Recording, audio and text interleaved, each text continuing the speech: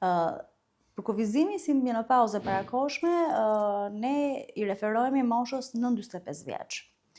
Kështu që çdo moshë nën 45 vjeç, nëse ne kemi një stopim të ciklit menstrual prej një viti, sepse ky është për kufizimi i menopauzës, mosardhja e ciklit menstrual për 12 muaj rresht, konsiderohet menopauzë, në këtë rast menopauze parakoshme.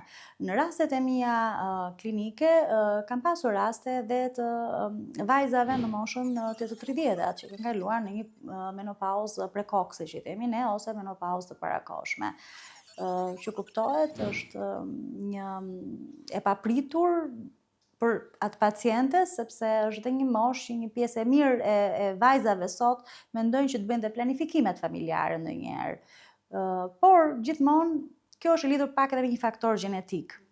Kështu që ne themi gjithmonë pacientëve që ne ngjajmë biologjikisht me prindrin tonë, me mamat tona, me tezet, me hallat, me gjyshet.